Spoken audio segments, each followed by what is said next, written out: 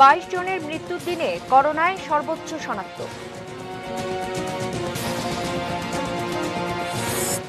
গাইবান্ধার পলাশবাড়িতে ট্রাক উল্টে 13 জনের প্রাণহানি।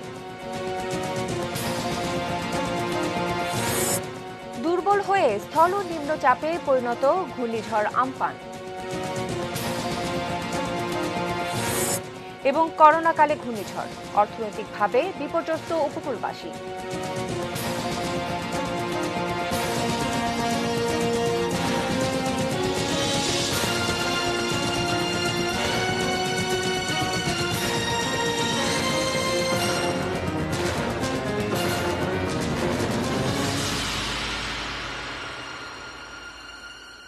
দর্শক, আপনারা দেখছেন এটিএন নিউজ এট 3 এ স্বাগত জানাচ্ছি আমি শ্রাবণী জলি। শুনছিলেন প্রিমিয়ার সিমেন্ট সংবাদ শিরোনামগুলো।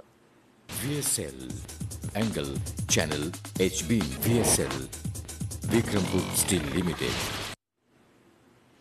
করোনা মহামারীর এই দুঃসময়ে কর্তব্য পালন করে যাচ্ছেন নিষ্ঠাবান অনেক চিকিৎসক। সীমিত জনবল ও সুযোগ সুবিধার মধ্যেই আর্তপীড়িতের প্রতি তারা বাড়িয়েছেন গভীর মমতার হাত। তাদের প্রতি এটিএন নিউজের ভালোবাসাময় আয়োজন থ্যাংক ইউ ডক্টর। সাথে থাকছে দি অ্যাকমি ল্যাবরেটরিজ লিমিটেড।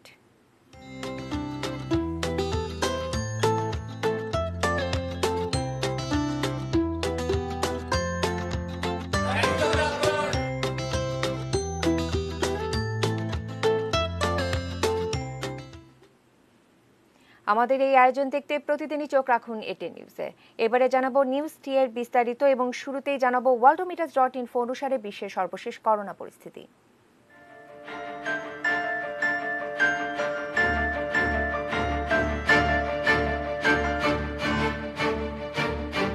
সারা বিশ্বে আক্রান্তের সংখ্যা 51,01,476, সুস্থ হয়েছেন 20,33,672 জন এবং মৃতের সংখ্যা 3,29,903 জন।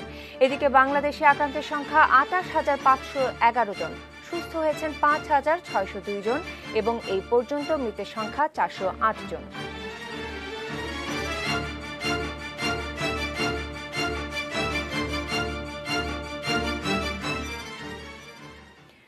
করোনায় একদিনে সর্বোচ্চ সংখ্যক মৃত্যু এবং শনাক্ত। গত 24 ঘন্টায় মৃত্যু হয়েছে 22 জনের, আর এর মধ্য দিয়ে দীর্ঘ হচ্ছে মৃত্যুর মিছিল। মোট মৃত্যু 400 ছাড়িয়েছে। এই সময়ে আক্রান্তের সংখ্যাও আগের সব রেকর্ড ছাড়িয়ে গেছে। 24 ঘন্টায় করোনা রোগী শনাক্ত হয়েছে 1,773 জন। দেশে এখন মোট করোনা রোগী 28,500-এরও বেশি। আজ দুপুরে স্বাস্থ্য অধিদপ্তর থেকে অনলাইন ব্রিফিংয়ে এসব তথ্য জানানো হয়। যা নমুনা পরীক্ষা হয়েছে তাতে শনাক্ত হয়েছে 1,773টি এবং এ পর্যন্ত 28,511টি। আমি আবার বলছি, এ পর্যন্ত 28,511 জন শনাক্ত হয়েছেন। গত 24 ঘন্টায় মৃত্যুবরণ করেছেন 22 জন এবং এ পর্যন্ত মৃত্যুবরণ 408 জন। জানাবো দেশের অন্যান্য সংবাদ। গাইবান্ধার পলাশবাড়িতে দুপুরে ট্রাক উল্টে 13 জন নিহত হয়েছে। ঢাকা থেকে রড বোঝাই একটি ট্রাক যাত্রী নিয়ে রংপুর যাচ্ছিল। পথে পলাশবাড়ির জুমদহ এলাকায় ট্রাকটি নিয়ন্ত্রণ হারিয়ে সড়কের পাশে উল্টে যায়। এতে ঘটনাস্থলেই রডের নিচে চাপা পড়ে 13 জন নিহত হন। নিহতদের নাম পরিচয় এখনো জানা যায়নি, তবে তারা সবাই শ্রমিক ছিলেন বলে জানা গেছে। দুর্ঘটনায় আহতদের পলাশবাড়ি স্বাস্থ্য কমপ্লেক্সে নেওয়া হয়েছে। এবারে জানাবো ঘূর্ণিঝড় আম্পানের খবর। প্রবল বৃষ্টি ঝরিয়ে ক্রমশ দুর্বল হয়ে রাজশাহী হয়ে উত্তর অঞ্চলে অবস্থান করছে ঘূর্ণিঝড় আম্পান। এর প্রভাবে উপকূলীয় জেলাগুলোতে শিশু সহ অন্তত 8 জনের প্রাণহানি হয়েছে। ঝড়ের তাণ্ডবে প্লাবিত হয়েছে নিম্নাঞ্চল, ক্ষতি হয়েছে অসংখ্য ফসলি জমি। ঘূর্ণিঝড়ে পিরোজপুর, পটুয়াখালী, যশোর, ভোলা ও সাতক্ষীরায় প্রাণ হারিয়েছেন 8 জন। আম্পানের প্রভাবে পিরোজপুরের কাঁচা ঘরবাড়ি, বেড়িবাঁধ ও ফসলের ব্যাপক ক্ষতি হয়েছে। পানির উচ্চতা স্বাভাবিকের চাইতে 5 থেকে 6 ফুট বেশি হওয়ায় বেড়িবাঁধ ভেঙে প্লাবিত হয়েছে শতাধিক গ্রাম।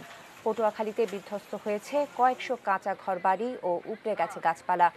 বেড়িবাঁধ ভেঙে পানি ঢুকে কলাপাড়া ও রাঙ্গাবালিতে প্লাবিত হয়েছে 21টি গ্রাম।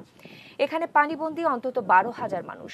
মোংলার পশুর নদীতে একটি পর্যটন লঞ্চ ডুবে গেছে। এছাড়া শিক্ষা প্রতিষ্ঠান সহ কাঁচা ঘরবাড়ি ও গাছপালার ক্ষয়ক্ষতি হয়েছে ব্যাপক। প্লাবিত হয়েছে চিংড়িঘেরও।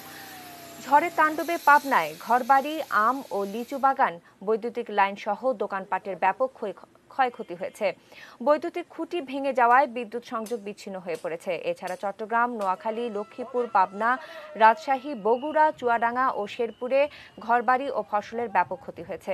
কয়েকটি জেলায় বিচ্ছিন্ন রয়েছে বিদ্যুৎ সংযোগও।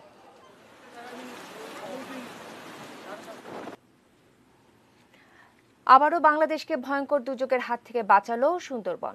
সুপার সাইক্লোন আম্পান এই থমকে দিয়েছে স্থানীয় স্থল নিম্নচাপে পরিণত করার মূল কৃতিত্বটাই এই থমকে যাওয়া। দর্শক, আমি যদি আরেকবার পড়ি প্রতিবেদনটা। আবারও বাংলাদেশকে ভয়ঙ্কর দুর্যোগের হাত থেকে বাঁচালো সুন্দরবন। সুপার সাইক্লোন আম্পান থমকে দিয়ে স্থানীয় স্থল নিম্নচাপে পরিণত করার মূল কৃতিত্বটাই এই বনের, বলছে আবহাওয়া অধিদপ্তর। আরও জানাচ্ছেন আমাদের সহকর্মী নাজিয়া আফরিন। সাগরের গভীরে জন্ম নেওয়া সুপার সাইক্লোন আম্পান ভারতের পশ্চিমবঙ্গে তাণ্ডব চালিয়ে এর গতিপথ কিছুটা পরিবর্তন করে বাংলাদেশে প্রবেশ করে। এই ঝড়ের প্রভাবে মংলা বন্দরে বাতাসের সর্বোচ্চ গতিবেগ রেকর্ড হয় ঘন্টায় 151 কিলোমিটার। সুপার সাইক্লোন আম্পান বাংলাদেশে প্রবেশ করে অনেকাংশে দেশের স্থলভাগের উপর দিয়ে যাওয়ায় পরিস্থিতি পাল্টে যেতে থাকে। ফলে ঘূর্ণিঝড় আম্পান শক্তি হারিয়ে বৃহস্পতিবার সকাল থেকেই পরিণত হয় গভীর স্থল নিম্নচাপে। এটাকে আমি বলবো, এই ঘূর্ণিঝড়টা যেভাবে বাংলাদেশের দিকে আগাচ্ছিল, আগায় আস্তে আস্তে সে তার মুভমেন্ট পশ্চিমবঙ্গের দিকে, উত্তর উত্তর পশ্চিম দিকে একটু মুভমেন্ট নেওয়ার পরিপ্রেক্ষিতে তারপর সে উত্তর পূর্ব দিকে মুভ করেছে। ঘূর্ণিঝড়ের জার্নি পথ যত বেশি হবে ল্যান্ডে, তার শক্তিমাত্রা তত কমে যাবে। আবহাওয়া অধিদপ্তর বেশ কয়েকদিন ধরে জানিয়ে আসছিল শতাব্দীর অন্যতম সুপার সাইক্লোন বাংলাদেশে আঘাত হানবে মংলা পায়রা বন্দর দিয়ে। তবে সুপার সাইক্লোনকে শক্তিহীন করার পেছনে বড় ভূমিকা রেখেছে বিশ্বের অন্যতম বিস্ময় সুন্দরবন। ফলে ক্ষয়ক্ষতিও তুলনামূলক কম। ক্ষয়ক্ষতি একটু কম দেখছেন, কারণ এটা সুন্দরবনের কোল ঘেঁষে চলে যাওয়ার জন্য গাছপালা বাধাপ্রাপ্ত যত হবে তার শক্তি তত কমে যাবে। এটা যদি সরাসরি ঢাকা এবং ওই থেকে সরাসরি যদি ঢাকা আঘাত করতো, ঢাকা ফরিদপুর থেকে সোজাসুজি, অথবা আমাদের চিটাং পোর্টের দিকে আঘাত করতো, তাহলে ক্ষয়ক্ষতি এর চেয়ে বহুগুণ হতো। যদিও উপকূলবর্তী জেলাগুলোর লাখো মানুষকে সময় মতো আশ্রয় কেন্দ্রে নিয়ে আসতে বেগ পেতে হয়েছে স্থানীয় প্রশাসনকে। কারণ বিগত বছরগুলোতেও বড় বড় ঝড়ের পূর্বাভাস থাকলেও শেষ পর্যন্ত বাংলাদেশ অল্প ক্ষয়ক্ষতির মধ্য দিয়ে পার হয়েছে। সুপার সাইক্লোন শক্তিহীন হয়ে পড়ার পুনরাবৃত্তি মানুষকে ঝড় সম্পর্কে উদাসীন করে তুলবে কিনা সে প্রশ্নের জবাবে আবহাওয়া অধিদপ্তরের এ কর্মকর্তা মনে করছেন, প্রকৃতির অবদান আর মানুষের সচেতনতাই পেরেছে প্রাকৃতিক মহাদুর্যোগ থেকে বাংলাদেশকে বাঁচাতে। Nazia Afrin, ATN news, Dhaka.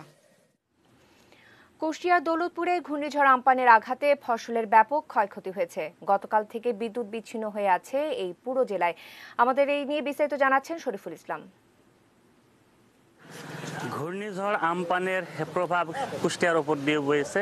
এর প্রথম আঘাত এখানে রাত 11টায় কুষ্টিয়া বটতল বিদ্যুৎ স্টেশনে, সেখানে অগ্নিকাণ্ডে এই বিদ্যুৎ স্টেশনের ব্যাপক ক্ষতি হয়। এরপরে সারা কুষ্টিয়াতেই একদম রাত 11টা থেকে 2টা পর্যন্ত এর প্রভাবটি পড়ে। আর এই প্রভাবটা সবচেয়ে ক্ষতিগ্রস্ত হয়েছে সাধারণ কৃষক পরিবারের, কৃষকরা বেশি ক্ষতিগ্রস্ত হয়েছে। বিশেষ করে এখনো মাঠে বোরো ধান, যে বোরো ধান ওঠেনি সেই বোরো ধানের ক্ষতি হয়েছে। বিভিন্ন ফসল গাছপালা ভেঙে পড়েছে। বিশেষ করে আম গাছের আম ঝরে পড়েছে, কাঁঠাল ঝরে পড়েছে এবং গ্রামের অনেকগুলো শিক্ষা প্রতিষ্ঠান বিধ্বস্ত হয়েছে। গাছপালা ভেঙে পড়ে বিধ্বস্ত হয়েছে ঘরবাড়ি, কাঁচা ঘরবাড়ি অনেকগুলো বিধ্বস্ত হয়েছে। আর সেই সাথে বিদ্যুৎ সংযোগ, গতকাল থেকে বিদ্যুৎ সংযোগ বিচ্ছিন্ন হয়েছে প্রায়। এখনও বিদ্যুৎ সংযোগ কখন দেওয়া হবে সেটাও একটা অনিশ্চয়তার মধ্যে পড়েছে।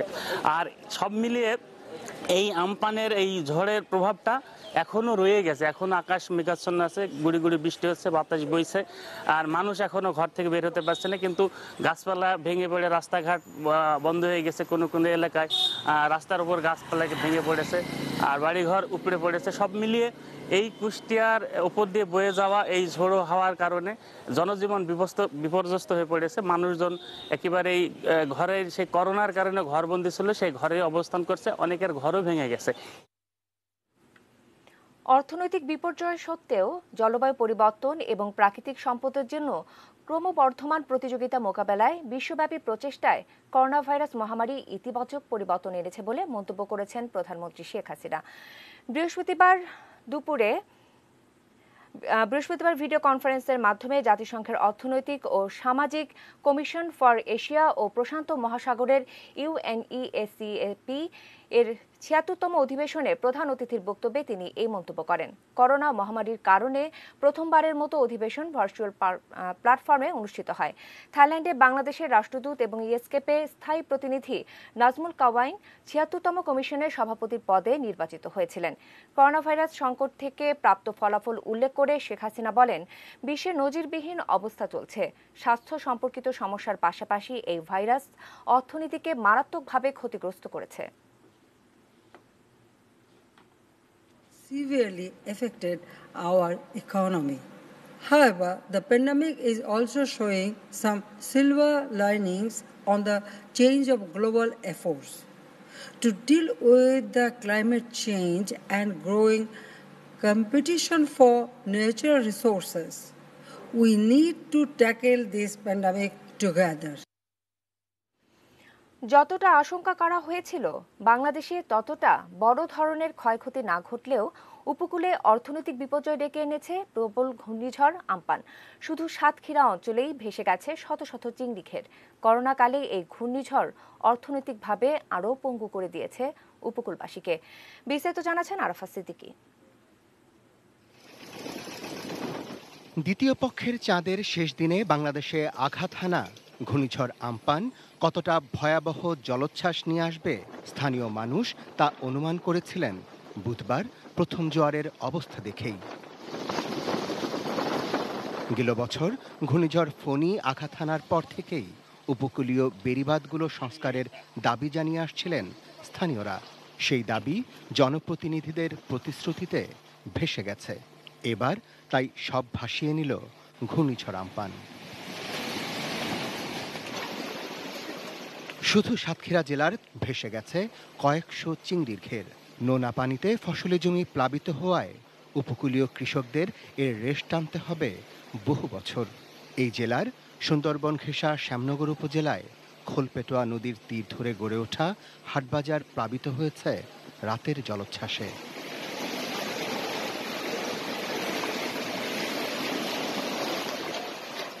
পশ্চিমবঙ্গে দুর্বল হয়ে বাংলাদেশে প্রবেশ করলেও আম্পান তাণ্ডব দেখিয়েছে। কুষ্টিয়া সদর উপজেলায় বটতৈল বিদ্যুৎ উপকেন্দ্রে অগ্নিকাণ্ডের কারণ ঝড়ো বাতাস। তবে স্থানীয় ফায়ার সার্ভিস কর্মীরা দ্রুতই তা নিয়ন্ত্রণে আনে। আম্পানের প্রভাবে প্রবল বর্ষণে অবর্ণনীয় দুর্ভোগে পড়েছে কক্সবাজারের উখিয়া টেকনাফের আশ্রয় শিবিরগুলোতে থাকা রোহিঙ্গারা। পাহাড় ধ্বংস করে গড়ে ওঠা এই ক্যাম্পগুলোতে বেড়েছে ভূমিধসের শঙ্কা। তবে উপকূলীয় ১৯ জেলায় স্থানীয় প্রশাসনের ব্যাপক প্রস্তুতি প্রাণহানি কমিয়েছে, যদিও নিশ্চিতভাবেই বাড়িয়েছে করোনা সংক্রমণের ঝুঁকি। এছাড়া আর কি বা করার ছিল প্রকৃতির কাছে অসহায় মানব জাতির। ২৩,৯০,৩০৭টি, যেটা এই পর্যন্ত বাংলাদেশের ইতিহাসে সর্বোচ্চ লোককে আমরা সাইক্লোন শেল্টারে আনতে পেরেছি, এবং একই সাথে ৫,১৭,৪৩২টি গবাদি পশুকেও আশ্রয় কেন্দ্রে আনা হয়েছে। উপকূলের স্থানীয় মানুষরা বলছেন, করোনাকালের এই প্রলয় ডাঙায় বাঘ জলে কুমিরের মতো। লকডাউনের এই সময়ে ঘূর্ণিঝড় আম্পান অর্থনৈতিকভাবে আরও বিপর্যস্ত করে গেছে উপকূলের দরিদ্র মানুষকে। Arafat Siddiqui, desk report, ATN news. এবারে করোনা প্রসঙ্গ। প্রাণঘাতী করোনার আক্রমণ ঠেকাতে আশার আলো হয়ে এসেছে প্লাজমা থেরাপি। আর সেই প্লাজমা থেরাপিতে এবার সাফল্য পেয়েছেন সম্মিলিত সামরিক হাসপাতাল, সিএমএইচের চিকিৎসক ও সশস্ত্র বাহিনীর প্যাথোলজি ইনস্টিটিউটের গবেষকরা। প্লাজমা থেরাপির এই ক্যাম্পেইনের শুরু থেকে চিকিৎসকদের পাশে আছে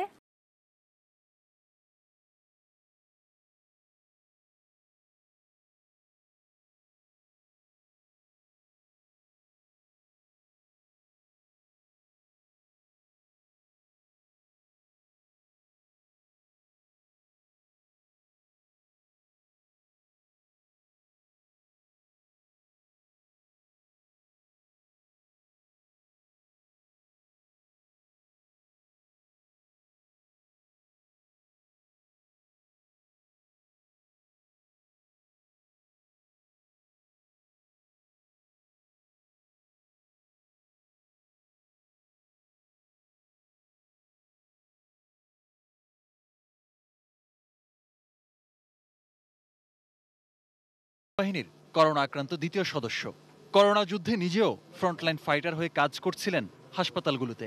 মানুষকে সেবা দেওয়ার সময় করোনায় আক্রান্ত হয়ে যান, কিন্তু 1 মাস পর ফিরে এসেছেন মানুষকে বাঁচানোর প্রবল মানসিক শক্তি নিয়ে। কিছুটা মানসিকভাবে ভেঙে পড়েছিলাম, কিন্তু পরবর্তীতে চিকিৎসার পারিপার্শ্বিকতা, মানুষের সাপোর্ট এবং নিজের প্রচণ্ড মানসিক শক্তির কারণে সুস্থ হয়ে ফিরে আসতে পেরেছি। যেটি আসলে সবচেয়ে বড় ওষুধ সেটি হচ্ছে আপনার মানসিক শক্তি বা আপনার মেন্টাল পাওয়ার।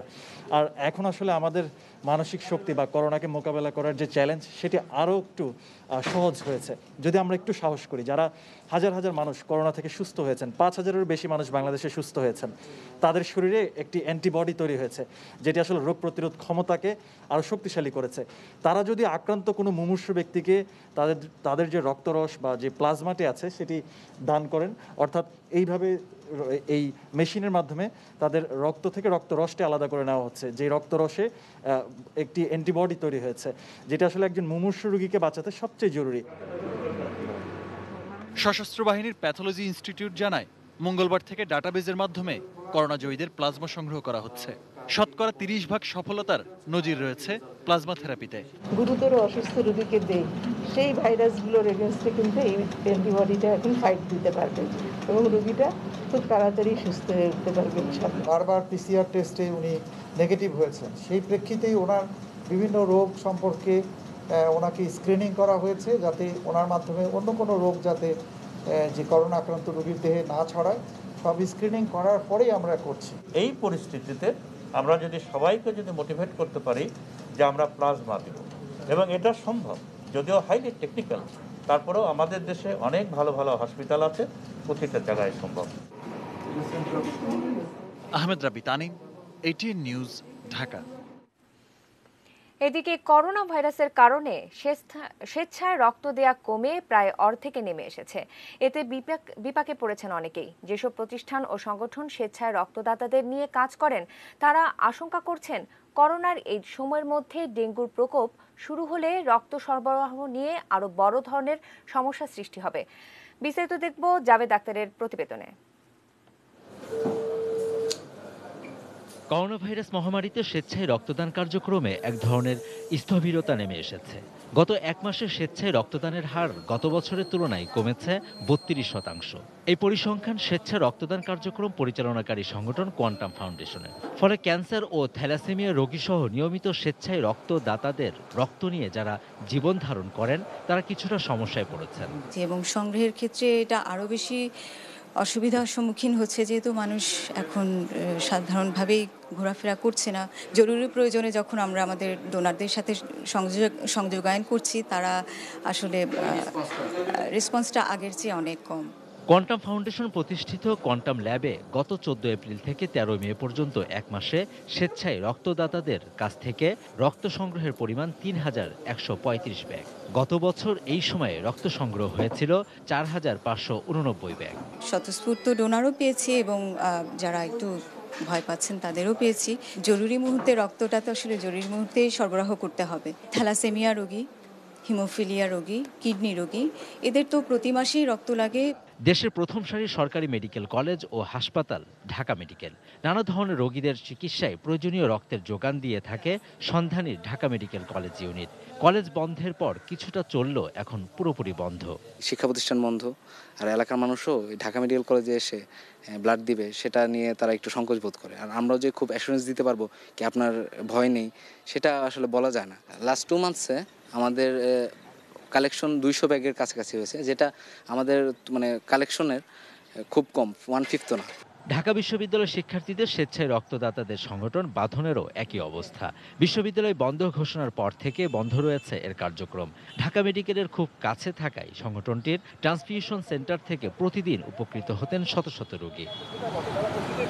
রাজধানীর মোহাম্মদপুরের রেড ক্রিসেন্টে গিয়ে জানা গেল গত ফেব্রুয়ারি মাসে প্রায় 6,000, মার্চে 5,200 ব্যাগ রক্তের সরবরাহ থাকলেও এপ্রিলে হয়েছে 2,500। মে মাসে আরও কমে আসবে স্বেচ্ছায় রক্ত দেওয়ার হার। এবং আমরা ভয় পাচ্ছি যদি ডেঙ্গুটা শুরু হয়ে যায়, তো এদের যদি প্লাটিলেট বা অন্য কোনো কম্পোনেন্ট দরকার হয়, এটা একটা বিশাল সমস্যা হয়ে দাঁড়াবে। থ্যালাসেমিয়া রোগীরা অনেকটা প্যানিক ছিল, কীভাবে রক্ত পাবে, কোথায় দিবে, কারণ আশেপাশে অনেক হাসপাতাল বন্ধ হয়ে গেছিলো এদের যে সেবা দেওয়ার জন্য, এদের দিকে লক্ষ্য রেখে অসংখ্য রোগীদের আমরা ট্রান্সফিউশন দিয়ে যাচ্ছি প্রতিদিন, এবং বিশ্ব স্বাস্থ্য সংস্থার যে নীতিমালা ওটা মেনেই কিন্তু ডোনার থেকে রক্ত সংগ্রহ করা হয়। রেড ক্রিসেন্টের মতো কোয়ান্টাম ফাউন্ডেশনও সেবা দিচ্ছে থ্যালাসেমিয়া রোগী ও কিডনি ডায়ালিসিসের রোগীদের। প্রসেসিং খরচ ছাড়াই কোয়ান্টাম ল্যাব থেকে রক্ত ও রক্ত উপাদান সরবরাহ করা হয়। Javed Akhtar, ATN news, Dhaka. এবারে এটিএন নিউজের নিয়মিত আয়োজন থ্যাংক ইউ ডক্টর, সাথে থাকছে দি একমি ল্যাবরেটরিজ লিমিটেড।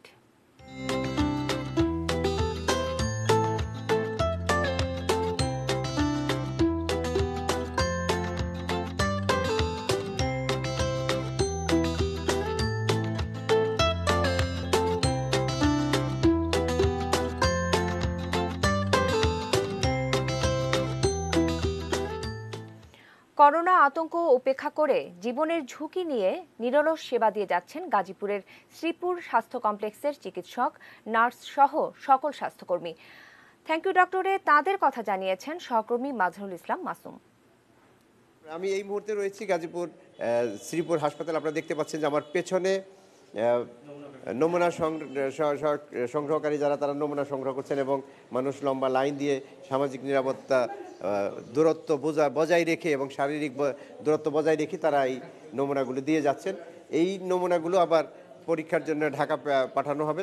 গাজীপুরের স্বাস্থ্যকর্মীরা চিকিৎসা দিয়ে যাচ্ছেন। তাদের আহ্বান হচ্ছে যে মানুষ যাতে করোনা আক্রান্ত হলে তারা চিকিৎসার জন্য আসলে তাদের তথ্যটি গোপন না করেন, যাতে চিকিৎসকরা আক্রান্ত না হয় তাদের সেই গোপন রাখার কারণে। তারা জানিয়েছেন যে আমাদের নিরাপত্তা ঝুঁকি নিয়ে এবং জীবনের ঝুঁকি নিয়ে বা পরিবার পরিজনদের মায়া ত্যাগ করে আমরা এই চিকিৎসা সেবা দিতে এসেছি শুধুমাত্র দেশের স্বার্থে, দেশের জনগণের স্বার্থে, যাতে মানুষ বাঁচে, দেশ বাঁচে। দর্শক, নিউজ এট 3 এর সময় হলো বাজেট স্টিল বিরতির। ফিরে এসে আরো থাকছে।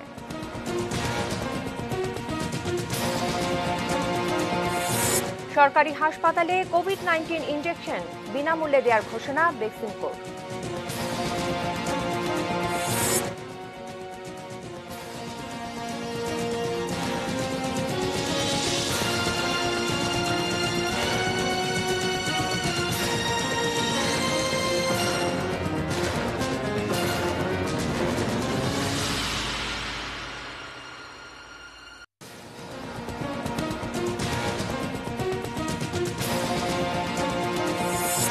বাইশ জনের মৃত্যুর দিনে করোনায় সর্বোচ্চ শনাক্ত।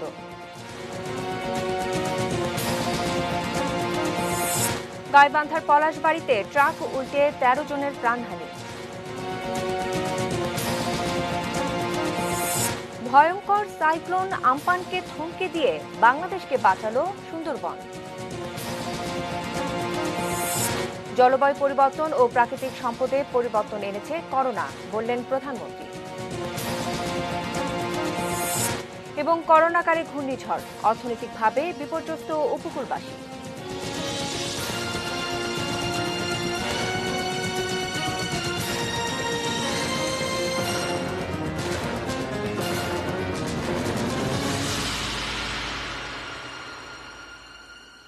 দর্শক, প্রিমিয়ার সিমের সংবাদ শিরোনামগুলো আরও একবার জানিয়ে আরও একবার আমন্ত্রণ জানাচ্ছি নিউজ এট 3 এ।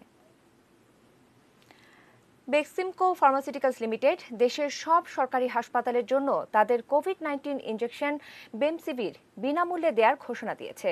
বৃহস্পতিবার সচিবালয়ে স্বাস্থ্যমন্ত্রীর কাছে বেমসিভির হস্তান্তর অনুষ্ঠানে কথা জানানো হয়। এই অনুষ্ঠানে স্বাস্থ্যমন্ত্রী বলেন, সংকটাপন্ন রোগীদের জন্য এই ওষুধ ব্যবহারের সিদ্ধান্ত নেবেন বিশেষজ্ঞ চিকিৎসকরা। আমাদের সরকারি যে হাসপাতালগুলো আছে ওখানে করোনা পেশেন্টদেরকে ফ্রি চিকিৎসা দিচ্ছে। সেজন্য আমরা মেক্সিকো থেকে সিদ্ধান্ত নিয়েছি বাংলাদেশের সরকারি যত পেশেন্ট আছে তাদের যদি কাউকে এই রেমডেসিভির ইনজেকশন দিতে হয় সবার জন্য আমরা এটা করি। যেহেতু সরকার পেশেন্টের কাছ থেকে টাকা নেয় না, আমরা সরকারের কাছ থেকে আমাদেরকে যদি বলা হয় কোন পেশেন্টকে লাগবে সরকার বলবে আমরা দিয়ে দিব। এইটা আমরা সিদ্ধান্ত নিয়েছি যে যে সরকারি হাসপাতালগুলো আছে ওখানকার সকল পেশেন্টের জন্য যাদের এটা দরকার বেক্সিমকো ফার্মা নিবে, এদের কাছে আমরা কিছু চার্জ করব। খুবই মুমূর্ষ রোগী, ক্রিটিক্যাল রোগী যারা আছেন তাদেরকে এই ওষুধটি দেওয়া হবে এবং সেটা সিদ্ধান্তগুলো অবশ্যই এক্সপার্টরা ডাক্তারবৃন্দরা নেবেন এবং আমরা আশা করি এই ওষুধটি দিয়ে মানুষের উপকার হবে, হয়তো জীবন রক্ষা হবে, এটা আমরা আশা করি। জানাবো এবারে সোশ্যাল ইসলামী ব্যাংক লিমিটেড বাণিজ্য সংবাদ।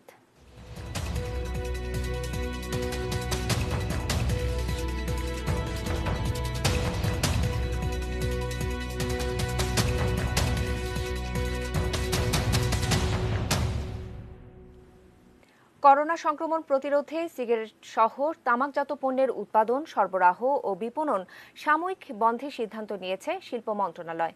বুধবার সচিবালয়ে এক সভায় সাংবাদিকদের প্রশ্নের জবাবে শিল্পমন্ত্রী নুরুল মজিদ মাহমুদ হুমায়ুন এই তথ্য জানান। তাই সিগারেট সহ তামাকজাত পণ্যের শিল্প সাময়িক সময়ের জন্য বন্ধ হচ্ছে না।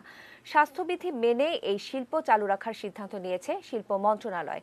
জনস্বাস্থ্যের কথা মাথায় রেখে 18 মে স্বাস্থ্য মন্ত্রণালয় তামাক ও তামাকজাত পণ্য সাময়িক বন্ধের অনুরোধ জানিয়ে শিল্প মন্ত্রণালয়কে চিঠি পাঠায়। পরে তামাক শিল্প সাময়িক বন্ধে মন্ত্রীর সেই সিদ্ধান্ত থেকে সরে আসে শিল্প মন্ত্রণালয়। মন্ত্রণালয়ের পক্ষে উপপ্রধান তথ্য কর্মকর্তা সেই কথা জানান। সামগ্রিক বিবেচনায় স্বাস্থ্যবিধি মেনে তামাক শিল্প চালু রাখা যুক্তিসঙ্গত বলে উল্লেখ করা হয় সেখানে। যেহেতু আমাদের রেভিনিউ যেটা আজকে বিশাল একটা রেভিনিউ তাদের কাছ থেকে আসে আর সরকার নেয়, সেটা যাতে আমরা যদি এখন নীতিগতভাবে বলতে গেলে আমাদের রেভিনিউ বন্ধ করে দিয়ে তারপর তাদেরকে বলতে পারি যেটা আপনি প্রশ্ন করেছেন বন্ধ করে দেওয়া, তাহলে আমাদের বন্ধ করে দেওয়ার না, এটা দ্বৈত নীতি তো হতে পারে না স্বাভাবিকভাবে। কিন্তু আজকের পরিস্থিতি যেটা COVID-19, সেখানে this is also a prescription like a medicine, you can take it. এটা না, এটা এখন একটা ওষুধের প্রেসক্রিপশন যে এটা আরো ক্ষতিকারক করে এই মুহূর্তে COVID-19 এই তামাক জাতীয় পণ্য ব্যবহার করা। সেই জন্য কথাটা হচ্ছে সরবরাহ বিপণন সাময়িক বন্ধের নির্দেশনা। জানাবো মেটাল প্রেজেন্স কৃষি সংবাদ সুজলা সুফলা।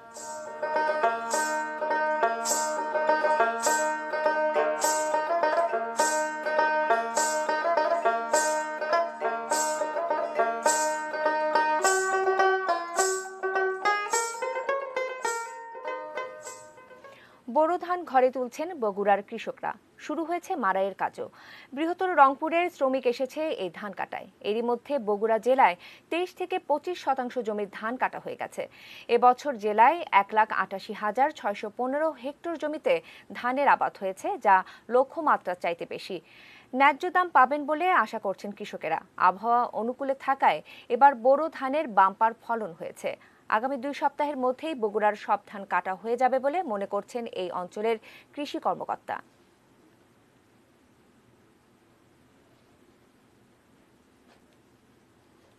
দর্শক, এরই সাথে সময় হলো আরো একবার বাইজেস স্টিল বিরতি নেবার। ফিরে এসে আরো থাকছে। ফিলিস্তিনের সম্প্রসারণ পরিকল্পনা বাতিলে ইসরায়েলের প্রতি জাতিসংঘের আহ্বান। বর্ষার পরই শুরু হবে IPL ক্রিকেট।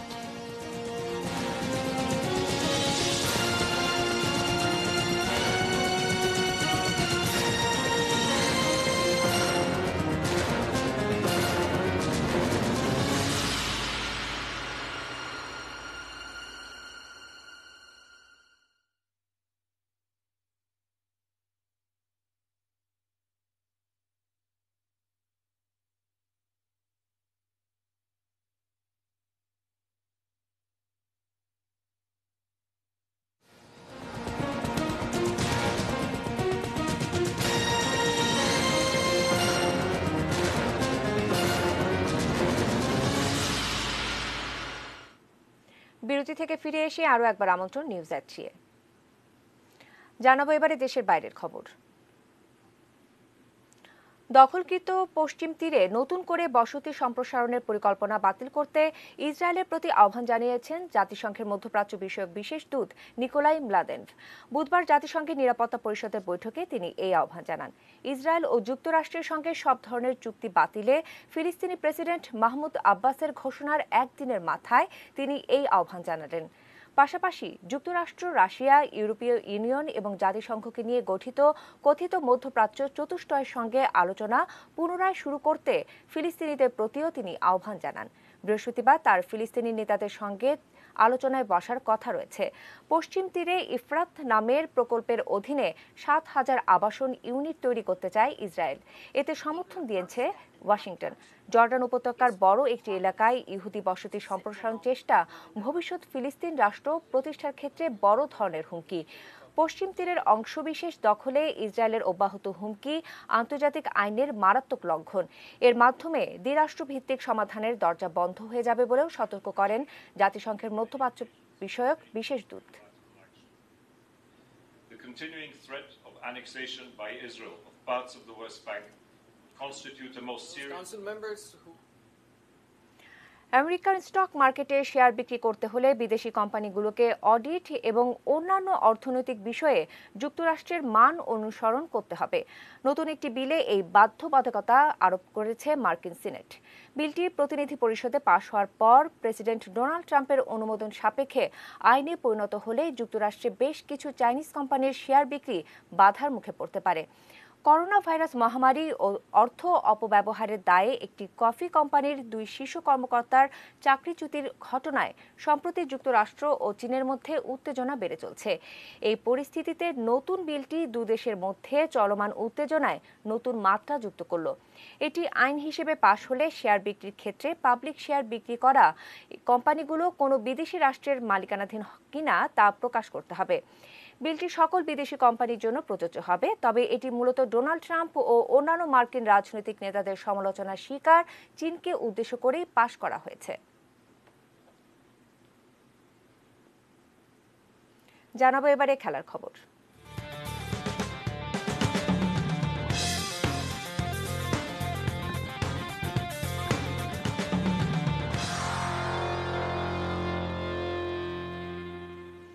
বর্ষার পরই শুরু হবে আইপিএল, এমন ইঙ্গিত দিলেন ভারতীয় ক্রিকেট কন্ট্রোল বোর্ডের প্রধান নির্বাহী রাহুল জোহরি। করোনার প্রাদুর্ভাব কমাতে ভারতে 4র্থ দফার লকডাউন চলছে। তবে দেশটির স্বরাষ্ট্র মন্ত্রণালয় এবারের লকডাউন ঘোষণার সময় স্টেডিয়াম ও স্পোর্টস কমপ্লেক্স খোলার অনুমতি দেন, তাই আইপিএল নিয়ে সংশয় কিছুটা কেটেছে। আর বিসিসিআই এর প্রধান নির্বাহী রাহুল জোহরি কথায় সম্ভাবনা আরও জোরালো হলো। 29 মার্চ থেকে আইপিএল এর 13তম আসর শুরু হওয়ার কথা ছিল, তবে করোনার কারণে অনির্দিষ্টকালের জন্য পিছিয়ে যায় ফ্র্যাঞ্চাইজি ভিত্তিক এই টুর্নামেন্ট। আইপিএল আয়োজনের সম্ভাবনা নিয়ে ভারতীয় সংবাদ মাধ্যমে রাহুল জোহরি বলেন, আইপিএল এর জনপ্রিয়তা আকাশছোঁয়া, এমনকি জাতীয় নির্বাচনে যত ভোটার ভোট দেয় তার চাইতেও বেশি মানুষ আইপিএল দেখে। বোর্ডেরও আর্থিক ক্ষতি পুষিয়ে নেওয়ার সুযোগ এটা বলেও মন্তব্য করেন তিনি। তবে এবার আইপিএল আয়োজনে যে বেশ ঝামেলা পোহাতে হবে তাও জানালেন কর্মকর্তা। এদিকে আগামী বছরেও টোকিও অলিম্পিক আয়োজন সম্ভব না হলে বাতিল হবে আসর, বললেন আন্তর্জাতিক অলিম্পিক কমিটি প্রধান থমাস বাক। এই সময় জুলাইয়ে টোকিও অলিম্পিক হওয়ার কথা ছিল, তবে করোনা ভাইরাসের কারণে সব পণ্ড হয়ে গেছে। মার্চে জাপান সরকার ও আন্তর্জাতিক অলিম্পিক কমিটি এই আসরটিকে 1 বছর পেছানোর সিদ্ধান্ত নেয়। সব ঠিক থাকলে আগামী বছর জুলাইয়ে হবে টোকিও অলিম্পিক। তবে করোনা পরিস্থিতি ঠিক না হওয়া পর্যন্ত কোনো স্পন্সর পাওয়া যাচ্ছে না বলে আইওসি প্রধান থমাস বাক জানালেন। এমনকি আসর পেছানোয় অনেক আর্থিক ক্ষতি হয়ে গেছে। আগামী বছরের জন্য আবার নতুন করে প্রস্তুতিও নিতে হবে। সব মিলিয়ে অনেক হিসেব নিকেশ করতে হচ্ছে আইওসিকে।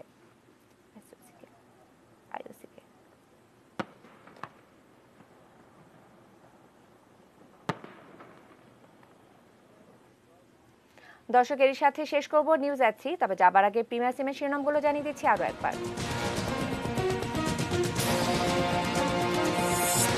22 জনের মৃত্যুর দিনে করোনায় সর্বোচ্চ শনাক্ত।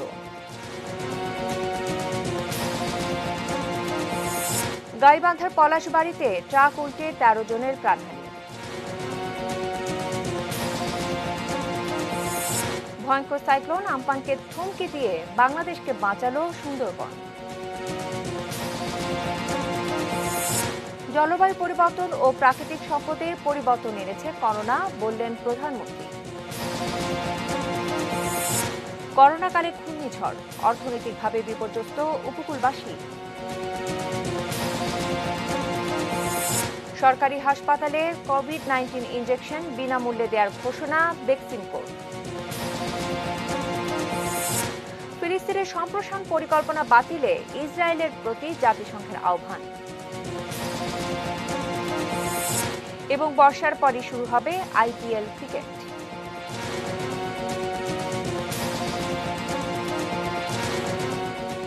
দর্শক, এই ছিল নিউজ আছি। সঙ্গে থাকুন, দেখতে থাকুন ATN নিউজ। আর ATN নিউজের ব্রেকিং নিউজ আপনার মোবাইলে পেতে টাইপ করুন START স্পেসে N এবং পাঠিয়ে দিন 5959 এই নম্বরে। সঙ্গে থাকার জন্য অসংখ্য ধন্যবাদ।